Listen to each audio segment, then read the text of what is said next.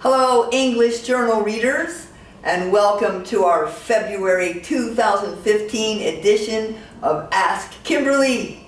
We have a great question today. I'm very interested in getting involved in SNS marketing, one reader says. You know, like Facebook, Twitter, Google+, and LinkedIn. We'd like to promote our business using these tools, but our company doesn't allow us to use these tools. Are there any other ways that we can promote our business online? Any advice? Oh, I love this topic because so many businesses are behind in implementing social networking solutions for marketing their business, especially in Japan. With the vast majority of global businesses routinely using these tools, you cannot afford to be left behind. Frankly, I'm shocked that some businesses aren't using these tools. One thing you could do is find the person responsible for this ridiculous policy and demand to know why they're doing 21st century business with 20th century marketing. Just kidding, don't do that. You might get yourself fired. Alright, naturally there are valid concerns about the potential negative impacts of a company's brand image from using these tools improperly. But don't give up hope. Your company may just be a little bit behind in the industry-wide movement. Here are some stages that I've observed companies move through on the way from 20th century marketing to 21st century SNS marketing. Stage 1, ignore it.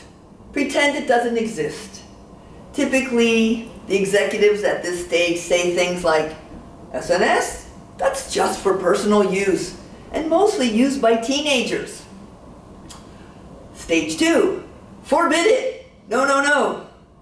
Don't allow employees to use SNS tools for business purposes or to mention your company for personal use. This is really not a very pleasant stage because you've got to police them. Stage 3, control it tightly. Create a social media policy that regulates employees' use of these forums for business purposes. Now this is an important and positive step. Having a policy and a guideline is very helpful for employees to know what they can and can't do, mentioning the business in their social networks. You can download a copy of a very good example of one of these social media policy guidelines from the Society for Human Resource Management website.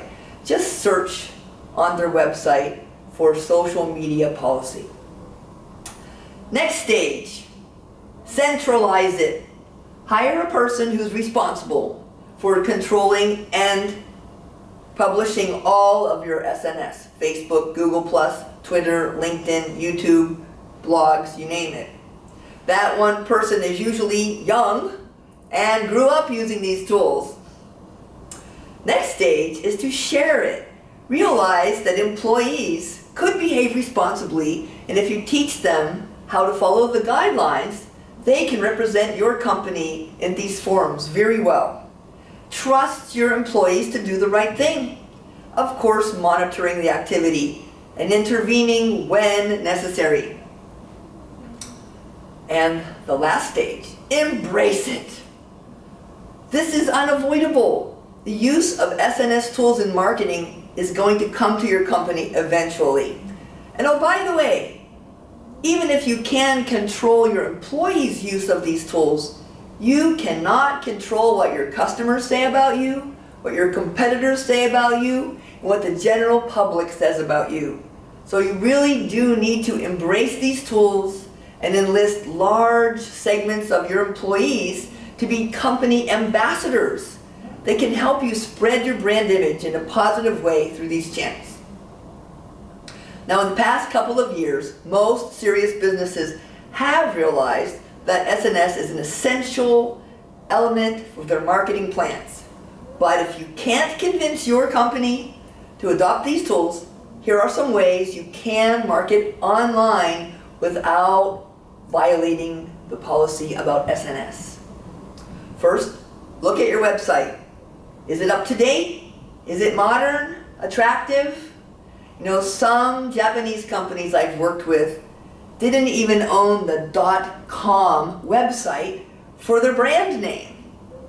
So you really have to own the proper website name and update your website to be attractive and look good on mobile. Most people access website using mobile now. SEO, search engine optimization. Optimize your company's website so that people can find it using search engines. Most of the time people are using search engines to get to your site. And search engine ranking, when you have 1 million hits from your search, you want to be on the top page, the first page. And the ranking criteria has changed over the years. So make sure that your website is updated to keep up with these changes in how sites rank. Pay. Google AdWords, for example. You can fund online advertising programs that will drive traffic to your website from those little ads that most of us ignore in the right-hand side of some of those website pages. Blog. You know, starting a blog where you write a weekly article about something relevant to your industry can be very helpful, and then spread that blog through email newsletters, for example. Or if you can't write your own blog, you can go to other famous relevant blogs in your industry and make thoughtful comments. If you participate in the comments on famous blogs, you can raise the visibility of your business. One thing I found works really well: put valuable things on your website that people can download. White papers, tools, templates. I get a lot of traffic to my website, and I am just a one-person business. People come there to download these tools and templates and to watch some videos that I put on there as well. Contests are another way that you can drive interest online for your website. One company, Intuit, created a contest that drove 100,000 people to their website. They asked people who used their products to tell their stories of how they used their products and have all their friends come and vote whose story was the best. And with that contest, that viral marketing of that contest, they got a lot of new potential clients.